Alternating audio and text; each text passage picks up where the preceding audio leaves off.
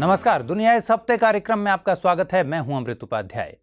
पिछले हफ्ते की 3 बड़ी अंतर्राष्ट्रीय खबरों को लेकर आज हम फिर हाजिर हैं। आइए तीनों खबरों पर एक नजर डालते हैं। सबसे पहले बात करेंगे कि कैसे नेपाल में फिर से गहराया है राजनीतिक संकट। इसके बाद जानेंगे संयुक्त राष्ट्र संघ ने म्यांमार संकट पर किस तरह का प्रस्ताव पारित किया है। और उसके बाद बात करेंगे ईरान में नए राष्ट्रपति के चुनाव पर बवाल क्यों मचा है।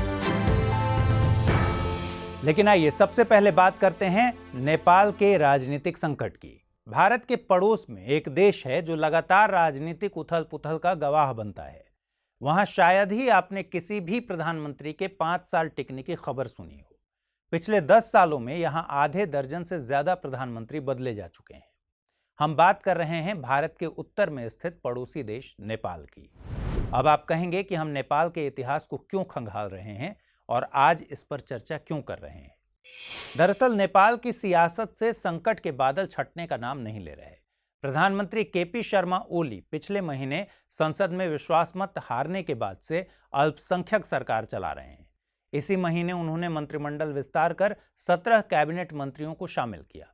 साथ ही 3 राज्य मंत्री भी नियुक्त किए गए, लेकिन सुप्रीम कोर्ट ने सभी मंत्रियों की नियुक्ति रद्द कर नेपाल की सियासत में फिर से गर्मी पैदा कर दी।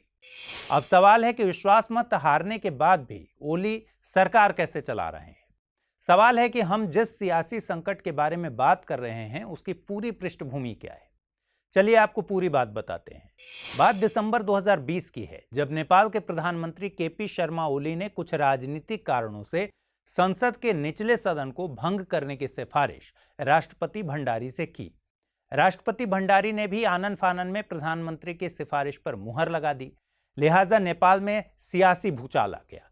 लेकिन प्रधानमंत्री ओली के इस फैसले को सुप्रीम कोर्ट में चुनौती दी गई और कोर्ट ने अपने ऐतिहासिक फैसले में राष्ट्रपति के फैसले को पलट दिया और निचला सदन फिर से बहाल हो गया। अब सवाल है कि किन राजनीतिक कारणों से प्रधानमंत्री ओली ने निचले सदन को भंग करने की सिफारिश की और इसके मायने क्या थे। दरअसल नेपाल में लोकतंत्र कायम करने और एक नए संविधान की मांग करते हुए 90 के दशक में माओवादियों ने हथियार उठा लिए थे। 10 साल तक चले गृह युद्ध का अंत 2006 में एक शांति समझौते से हुआ था। इसके 2 साल बाद नेपाल में संविधान सभा के चुनाव हुए, जिसमें माओवादियों की जीत हुई। यानी आप कह सकते हैं कि नेपाल में करीब 250 साल पुरानी राजशाही का अंत हो चुका था। लेकिन नया संविधान बनने का काम कछुए की चाल से चलता रहा और कई बार कार्यकाल का विस्तार करना पड़ा। आखिरकार 2015 में एक नए संविधान को अमली जामा पहनाया जा सका। नेपाल में लोकतंत्र बहाल तो हो गया, पर उसमें लगातार अस्थिरता बनी रही। संविधान निर्माण के बाद पहला आम चुनाव 2017 में नवंबर-दिसंबर में हुआ। 2018 में सरकार का गठन हुआ। हालांकि जिस नई सरकार का गठन हुआ उसे बहुमत हासिल था, लेकिन नेपाल की सियासत में उठापटक का दौर खत्म नहीं हुआ। नेपाल के हालिया संकट का कारण 2 पार्टियों के बीच का विवाद नहीं है, बल्कि यह विवाद सत्ताधारी नेपाल कम्युनिस्ट पार्टी यानी एनसीपी के भीतर ही उभरा है। हालांकि एनसीपी का उदय 2018 में ही हुआ था, जब केपी शर्मा ओली की party communist party of Nepal यानी यूएमएल और पुष्प कमल दहल प्रचंड की party communist party of Nepal माओवादी सेंटर का आपस में विलय हो गया था। लेकिन सरकार गठन के बाद एनसीपी में लगातार गुटबाजी चलती रही। इनमें एक गुट ओली का था, दूसरा प्रचंड का। लिहाजा ओली और प्रचंड के बीच तनाव की खबरें लगातार प्रकाश में आती रहीं। यह तनाव तब और भी ज्यादा गहरा गया जब ओली ने एक अध्यादेश को लागू करवाया। इस अध्यादेश के तहत कॉन्स्टिट्यूशनल काउंसिल एक्ट में बदलाव किए गए। इसके तहत काउंसिल के सदस्यों की कुल संख्या 6 के बजाय 3 कर दी गई। अब संवैधानिक निकायों में नियुक्तियों के लिए सिर्फ 2 लोगों के समर्थन की जरूरत थी। यानी नेपाली संविधान में मौजूद चेक एंड बैलेंस की व्यवस्था कमजोर हुई और कई अहम पदों पर नियुक्तियों में ओली का सीधा दखल हो गया था। इस संशोधन को वापस लेने के लिए ओली पर काफी दबाव बनाया गया, लेकिन ओली नहीं माने। यह बात जब बहुत ज्यादा बढ़ गई और ओली को लगा कि उनकी राजनीतिक जमीन खिसक रही है, तब उन्होंने निचले सदन को भंग करने की सिफारिश कर दी। राष्ट्रपति ने भी उनकी सिफारिश पर मुहर लगा दी। फिर ओली के इस कदम को सुप्रीम कोर्ट में चुनौती दी गई और इसी साल फरवरी में कोर्ट ने ओली के इस कदम को असंवैधानिक करार दिया। लिहाजा निचला सदन फिर से बहाल हो गया। ऐसे में जरूरत थी कि निचले सदन में केपी शर्मा ओली फिर से अपना बहुमत साबित कर सरकार चलाएं। लिहाजा 10 मई को बहुमत हासिल करने के लिए सदन की बैठक बुलाई गई, लेकिन ओली यह विश्वास मत हार गए। इसके बाद ओली कार्यवाहक सरकार के मुखिया की भूमिका में थे। इस दौरान दूसरी कोई भी पार्टी या गठबंधन बहुमत साबित करने में नाकाम रहे। वैकल्पिक सरकार के गठन के लिए किसी भी दूसरे राजनीतिक दल के संसद में बहुमत हासिल करने की सूरत जब नहीं दिखी, तब राष्ट्रपति भंडारी ने ओली को फिर से प्रधानमंत्री पद पर नियुक्त करने का फैसला किया। लिहाजा 13 मई को ओली ने फिर से प्रधानमंत्री पद की शपथ ले ली। इसके पीछे नेपाली संविधान का हवाला दिया गया। संविधान के अनुच्छेद 76(2) के मुताबिक 2 या उससे अधिक राजनीतिक दलों का गठबंधन संसद में बहुमत का दावा कर सकता है। अगर गठबंधन के पास बहुमत है तो वह सरकार बना सकता है। वहीं अनुच्छेद 76(3) में है कि नियुक्त किए गए किसी भी प्रधानमंत्री को पद पर नियुक्ति के 30 दिनों के भीतर संसद में विश्वास मत हासिल करना होगा। इसी अनुच्छेद के तहत ओली को फिर से प्रधानमंत्री पद की शपथ दिलाई गई। लेकिन एक हफ्ते बाद ही ऐसा भी वक्त आया जब राष्ट्रपति ने निचले सदन को दोबारा भंग कर दिया। वजह बताई गई कि कोई भी पार्टी बहुमत साबित करने की हालत में नहीं है। फिर सवाल है कि ओली प्रधानमंत्री क्यों बने हुए हैं? संविधान के अनुच्छेद 77(3) के मुताबिक प्रधानमंत्री के विश्वास मत नहीं जीत सकने या इस्तीफा देने के बाद अगर प्रधानमंत्री का पद खाली होता है तो अगला मंत्रिमंडल गठित होने तक वही मंत्रिपरिषद काम करती रहेगी। लेकिन ओली ने इस महीने की शुरुआत में कई मंत्रियों की नियुक्ति कर दी, जिसे सुप्रीम कोर्ट ने खारिज कर दिया। कोर्ट का मानना है कि निचले सदन के भंग रहने की स्थिति में कैबिनेट विस्तार की प्रक्रिया असंवैधानिक है। अब सवाल है कि अगर केपी शर्मा ओली प्रधानमंत्री के पद से हटते हैं तो इससे भारत पर क्या असर पड़ेगा। इसमें कोई दो राय नहीं कि नेपाल में अस्थिरता भारत को प्रभावित करती है, लेकिन केपी शर्मा ओली का पद से हट जाना भारत के लिए किसी जीत से कम नहीं होगा। दरअसल केपी शर्मा ओली ने भारत को कई मौकों पर झटका दिया है। आपने सुना होगा कि नेपाल ने एक नया नक्शा जारी किया था, जिसमें काला पानी समेत 3 जगहों को नेपाल का हिस्सा बताया गया। नेपाल की इस हरकत ने विवाद खड़ा कर दिया था।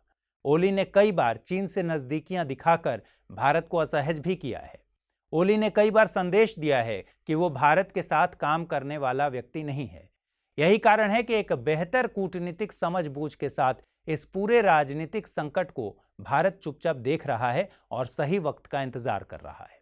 भारत चाहेगा कि ओली के बजाय कोई और नेता इस कुर्सी पर बैठे जिसके साथ भारत काम करने में सहज हो। इस पूरे घटनाक्रम से अगर किसी को नुकसान होने वाला है तो वह चीन। चीन की जबरदस्त मेहनत के बाद जिस तरह से नेपाल में राजनीतिक उथल पुथल मची है, उससे लगता है कि चीन की काठ की हांडी जल चुकी है। दरअसल नेपाल भारत और चीन के साथ एक आजाद सौदागर की तरह व्यवहार करता है और चीन के निवेश के सामने भारत की चमक फीकी पड़ जाती है। आज की तारीख में चीन ने नेपाल में ऊर्जा, व्यापार समेत कई क्षेत्रों में बहुत ज्यादा निवेश किया है। इन क्षेत्रों में चीन ने जितना निवेश किया है, उसकी सुरक्षा के लिहाज से नेपाल के राजनीतिक संकट को लेकर चिंतित होना लाजमी है। वो कभी नहीं चाहेगा कि नेपाल किसी भी उथल पुथल का शिकार हो और उसे इसका खामियाजा भुगतना पड़े। आइए अब अगली खबर का रुख करते हैं। भारत के पड़ोस में एक देश है जो भारत की आज़ादी के करीब 5 महीने बाद ही ब्रिटेन की गुलामी से आज़ाद तो हो गया, लेकिन ज्यादा वक्त तक देश की शासन व्यवस्था पर सैन्य तानाशाहों का ही कब्जा रहा। 2015 में जब यहां पहली बार खुले तौर पर आम चुनाव हुए, तब उम्मीद थी कि यहां लोकतंत्र बहाल हो जाएगा, लेकिन 5 साल बाद फिर देश की कमान सेना के हाथों में चली गई। हम बात कर रहे हैं भारत के पूर्व के पड़ोसी देश म्यांमार की, जहां इसी साल सेना ने तख्ता पलट कर दिया है। अभी तख्ता पलट का यह मुद्दा फिर से चर्चा में आया तब है जब संयुक्त राष्ट्र ने इस तख्ता पलट के खिलाफ निंदा प्रस्ताव पारित किया। संयुक्त राष्ट्र ने चुनी हुई नेता आंग सान सू की समेत लोकतांत्रिक नेताओं की रिहाई और शांतिपूर्ण प्रदर्शनकारियों के खिलाफ हिंसा रोकने की मांग भी की है। संयुक्त राष्ट्र ने म्यांमार में बड़े पैमाने पर गृहयुद्ध होने का डर जताया है, इसलिए म्यांमार को हथियार बेचने पर रोक लगाने की मांग की है। इसकी वजह है कि इसी साल 1 फरवरी को ही सेना ने तख्ता पलट कर दिया था। 1962 के बाद यह दूसरा मौका था जब म्यांमार में सैन्य तख्ता पलट हुआ। आइए इस पूरे मामले को जानते हैं। दरअसल अंग्रेजी हुकूमत ने तत्कालीन बर्मा को भारत का ही एक राज्य घोषित कर रखा था, लेकिन 1 अप्रैल 1937 को इसे अपना एक अलग उपनिवेश बना लिया। भारत को आज़ादी मिलने के बाद 4 जनवरी 1948 को बर्मा को भी आज़ादी मिल गई। भारत की तरह ही यहां भी एक अंतरिम सरकार का गठन हुआ और 1951-52 में पहला आम चुनाव हुआ। इस चुनाव में anti fascist people's freedom league यानी AFPFL और उसके सहयोगियों की जीत हुई। 1956 और 1960 के चुनावों में भी इसी गठबंधन ने परचम लहराया। कहने को तो म्यांमार में पहला तख्ता पलट 1962 में हुआ, लेकिन यह शायद बहुत कम लोगों को पता है कि तत्कालीन बर्मा में 1958 में ही सैन्य शासन की नींव डल गई थी। 1958 में बर्मा की सत्ताधारी AFPFL में फूट पड़ गई और तत्कालीन प्रधानमंत्री ने सेना को सरकार बनाने के लिए आमंत्रित किया। अब यहां पर हैरान करने वाली बात यह है कि कोई लोकतांत्रिक रास्ता चुनने के बजाय सत्ताधारी दल ने देश में सैन्य शासन को दावत क्यों दी।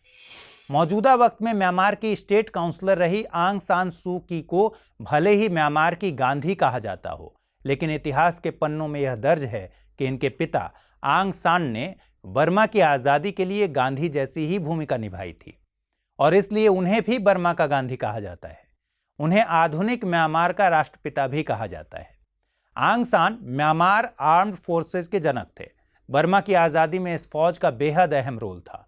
यह आर्मी आंग सान की अगुवाई में काम कर रही थी।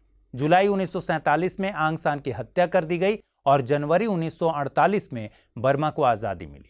लेकिन आज़ादी की लड़ाई में सेना की भूमिका के चलते आज़ाद बर्मा में सेना की इज्जत काफ़ी बढ़ गई थी।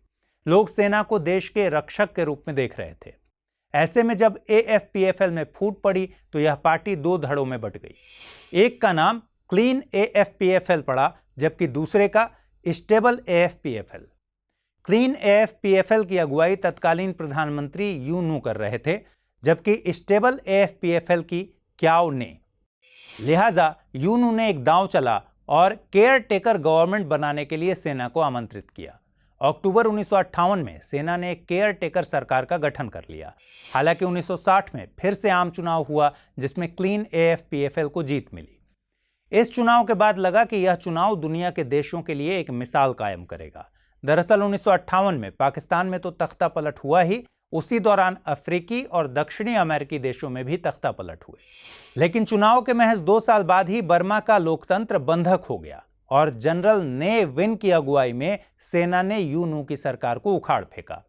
इसके पीछे सेना ने राजनीतिक अंदरूनी कलह, नीतिगत गतिरोध, बड़े पैमाने पर कई विद्रोह और गिरती अर्थव्यवस्था को वजह बताया। तख्ता पलट के बाद सैन्य सरकार ने कई नेताओं को गिरफ्तार कर लिया और संविधान को निलंबित कर दिया। जनरल ने विन के शासन के दौरान म्यांमार को एक दलीय समाजवादी राज्य के रूप में आकार दिया गया। सेना के नेतृत्व वाली पार्टी को 1988 तक बर्मा सोशलिस्ट प्रोग्राम पार्टी कहा जाता था। 1962 से 1988 तक के साल को ने विन का युग कहा जाता है, क्योंकि इस दौरान उन्होंने म्यांमार में सैन्य तानाशाह के रूप में काम किया। लेकिन 1988 ही वह साल था जब सैन्य शासन पहले तो बिखरा और फिर खुद को संभालते हुए फिर से शासन पर कब्जा जमा लिया। और यह सब कुछ 8888 अपराइजिंग के चलते ही मुमकिन हो पाया। अब ये 8888 अपराइजिंग क्या है? दरअसल 1988 में जब ने विन ने अपनी पारी के 26 साल पूरे किए, तब देश की हालत बेहद खराब हो चुकी थी। सेना ने देश में सनक भरे फैसले लेने वाली एक पार्टी वाली व्यवस्था शुरू कर दी थी, जिसकी वजह से बर्मा दुनिया के सबसे गरीब देशों में शामिल हो गया। ने विन ने 1987 में अचानक देश में नोटबंदी कर दी थी। बैंकों में जमा सारे नोट नोटबंदी के दायरे में आ गए। बर्मा की अर्थव्यवस्था पर इसके विनाशकारी प्रभाव हुए, खासकर उन छात्रों पर जिन्होंने अपनी ट्यूशन फीस चुकाने के लिए बचत के पैसे बैंकों में रखे थे।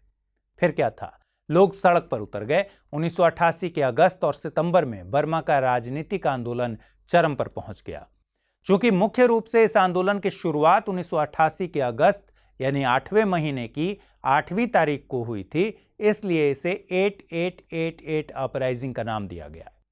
प्रदर्शनकारियों ने इस कदर जज्बा दिखाया कि सैन्य शासन को झुकना पड़ा। सभी दलों में बहुदलीय पद्धति पर रजामंदी भी हो गई और अंतरिम सरकार के गठन पर भी बात होने लगी थी। लेकिन आधे सितंबर तक आते आते प्रदर्शनकारी बहुत ज्यादा हिंसक हो गए। लिहाजा कानून व्यवस्था का बहाना बनाकर सेना 18 सितंबर को फिर से सत्ता पर काबिज हो गई। मौजूदा स्टेट काउंसलर आंग सान सू की इसी आंदोलन में नेता बनकर उभरी थीं, लेकिन इन्हें करीब 20 साल तक नजरबंद करके रखा गया। हालांकि 2010 में भी आम चुनाव कराया गया, लेकिन संयुक्त राष्ट्र समेत पूरी दुनिया ने इसे यह कहकर नकार दिया कि चुनाव पूरी तरह से निष्पक्ष आयोजित नहीं कराया गया। एक अदद लोकतंत्र की तलाश में 2015 में फिर से आम चुनाव हुआ और इसमें नेशनल लीग फॉर डेमोक्रेसी को भारी बहुमत से जीत मिली। सैन्य शासन के 5 दशक बाद म्यांमार में लोकतंत्र बहाल हुआ। आंग सान सू की के करीबी तिन क्या को देश का पहला असैन्य राष्ट्रपति चुना गया। तब ऐसा लगा कि म्यांमार में लोकतंत्र की तलाश अब खत्म हो जाएगी, लेकिन 2020 के आम चुनाव के बाद सेना ने फिर से तख्ता पलट कर दिया। इस चुनाव में भी नेशनल लीग फॉर डेमोक्रेसी को भारी बहुमत मिला, लेकिन सेना ने धांधली का आरोप लगाकर सत्ता पर फिर से कब्जा कर लिया। दुनिया भर में यह बात आम है कि राजनीतिक व्यवस्था के मामले में हर देश खुद को लोकतांत्रिक कहलाना पसंद करता है, ताकि दुनिया उस देश को एक ऐसे मुल्क के तौर पर जाने जो इंसानों के हक की कदर करता हो और नागरिक अधिकारों की हर संभव रक्षा करता है। लेकिन सबसे बड़ी दिक्कत यह है कि ये देश सत्ता का चयन चुनाव करा देने भर से ही लोकतांत्रिक कहलाना चाहते हैं। पश्चिमी एशिया का एक देश ईरान इन्हीं में से एक है। अभी हाल ही में ईरान में राष्ट्रपति चुनाव पूरा हुआ, जिसमें कट्टरपंथी नेता के तौर पर जाने जाने वाले इब्राहिम रईसी को जीत मिली है। वे आने वाले अगस्त महीने में सत्ता की बागडोर संभालेंगे। ईरान के चीफ जस्टिस रईसी के राष्ट्रपति चुने जाने के बाद न केवल ईरान से कई तरह की प्रतिक्रियाएं आ रही हैं, बल्कि दुनिया भर में उनकी नीतियों को लेकर अटकलों का दौर भी शुरू हो गया है। 1980 के दशक में डेथ कमेटी का सदस्य रहते हुए उन्होंने हजारों लोगों की मौत के फैसले पर मुहर लगा दी थी। इसलिए उनके अतीत को लेकर कई तरह की चिंताएं जताई जा रही हैं। उधर रईसी के चुनाव जीतने से इजराइल की टेंशन बढ़ गई है। ऐसे में कई अहम सवाल हैं। सवाल यह कि रईसी के राष्ट्रपति चुने जाने से किस तरह की चिंताएं उभर रही हैं। सवाल यह कि रईसी के राष्ट्रपति बनने की खबर से इजराइल क्यों चिंतित है, और यह डेथ कमेटी क्या बला है। आइए सभी सवालों के जवाब तलाशते हैं। दरअसल मौजूदा चिंताओं को समझने के लिए हमें इतिहास के पन्नों को पलटना होगा। इब्राहिम रईसी का जन्म साल 1960 में ईरान के बड़े शहरों में से एक मशहद में हुआ था। वो जब 5 साल के थे तभी उनके पिता का निधन हो गया। रईसी शिया परंपरा के मुताबिक हमेशा काली पगड़ी पहनते हैं, जिससे पता चलता है कि वो पैगंबर मोहम्मद के वंशज हैं। रईसी जब महज 18 से 19 साल के युवा थे तब 1979 में ईरान में इस्लामिक क्रांति हुई थी। इसे ईरानियन क्रांति भी कहते हैं। इस क्रांति के बाद ईरान को एक इस्लामिक गणराज्य घोषित कर दिया गया था। ऐसा माना जाता है कि यह क्रांति फ्रांस की राज्य क्रांति और बोल्शेविक क्रांति के बाद दुनिया की सबसे महान क्रांति है। इसके कारण पहलवी वंश का अंत हो गया था। इब्राहिम रईसी ने छात्र रहते हुए तत्कालीन शासक मोहम्मद रेजा शाह के खिलाफ प्रदर्शनों में हिस्सा लिया। इस क्रांति का ही नतीजा था कि शाह को सत्ता से बेदखल होना पड़ा और ईरान इस्लामिक गणराज्य बन गया। 1979 में ही ईरान में एक नए पद की नींव रखी गई और इसे सर्वोच्च नेता या सुप्रीम लीडर का नाम दिया गया। यह पद इस्लामिक क्रांति के लीडर आयतुल्ला रूहुल्लाह खुमैनी को मिला। जब से इस पद की व्यवस्था की गई तब से अब तक सिर्फ 2 लोग ही सुप्रीम लीडर के पद पर पहुंच सके हैं। इनमें से पहले ईरानी गणतंत्र के संस्थापक आयतुल्ला रूहुल्लाह खुमैनी थे और दूसरे मौजूदा वक्त में उनके उत्तराधिकारी आयतुल्ला अली खमेनी हैं। खुमैनी ने शुरू से ही इस पद को ईरान के राजनीतिक ढांचे में सबसे ऊंचे पायदान पर जगह दी। यहां यह बात भी समझ लीजिए कि ईरान में सर्वोच्च नेता का पद राष्ट्रपति पद से ज्यादा ताकतवर होता है और वास्तविक रूप से सत्ता की बागडोर उन्हीं के हाथों में होती है। राष्ट्रपति ईरान में दूसरा सबसे ज्यादा ताकतवर व्यक्ति होता है। वह कार्यकारिणी का प्रमुख होता है, जिसका दायित्व संविधान का पालन करवाना है। आंतरिक नीतियों से लेकर विदेश नीति में राष्ट्रपति का अच्छा खासा दखल होता है, लेकिन राष्ट्रीय मसलों पर अंतिम फैसला सर्वोच्च नेता का ही होता है। हालांकि कानून बनाने की शक्ति संसद के पास ही होती है, लेकिन संसद से पास सभी कानूनों को गार्डियन काउंसिल की मंजूरी लेनी होती है। यह ऐसा ही है जैसा कि हमारे देश में संसद से पास हुए कानून को राष्ट्रपति की मंजूरी की जरूरत होती है। गार्डियन काउंसिल को ईरान में सबसे ज्यादा प्रभावशाली संस्था माना जाता है। संसद से पारित सभी कानूनों को मंजूरी देने या रोकने के अलावा यह उम्मीदवारों को संसदीय चुनावों में अपनी किस्मत आजमाने से प्रतिबंधित कर सकती है। इस काउंसिल में 6 धर्मशास्त्री होते हैं जिनकी नियुक्ति सुप्रीम नेता करते हैं। 6 न्यायाधीश भी होते हैं जिन्हें न्यायपालिका मनोनीत करती है। इसके अलावा एक एक्सपर्ट कमेटी होती है जो 88 सदस्यों की एक मजबूत संस्था है। इसमें इस्लामिक स्कॉलर और उलेमा शामिल होते हैं। इस संस्था का काम सुप्रीम लीडर की नियुक्ति से लेकर उनके प्रदर्शन पर नजर रखना होता है। अब वापस इस पर लौटते हैं कि इस्लामिक क्रांति के बाद हुआ क्या। इस क्रांति के बाद रईसी ने न्यायपालिका में काम करना शुरू किया और कई शहरों में वकील के तौर पर काम किया। जब रईसी 25 साल के थे तब वो ईरान के डिप्टी प्रोसिक्यूटर यानी सरकार के दूसरे नंबर के वकील बन गए। बाद में वो जज बने और साल 1988 में बने उन खुफिया ट्रिब्यूनल्स में शामिल हो गए जिन्हें डेथ कमेटी के नाम से जाना जाता है। ऐसा कहा जाता है कि जो राजनीतिक कैदी अपनी गतिविधियों के चलते पहले ही जेल की सजा काट रहे थे, उन पर इन ट्रिब्यूनल्स ने दोबारा मुकदमा चलाया। इन राजनीतिक कैदियों में से ज्यादातर लोग ईरान में वामपंथी और विपक्षी समूह मुजाहिदीन खल्क या people's Mujahideen organization of Iran के मेंबर थे। मानवाधिकार समूहों का मानना है कि ऐसे लोगों की तादाद करीब 5000 थी। इब्राहिम रईसी को लोग इन लोगों की मौत का जिम्मेदार मानते हैं।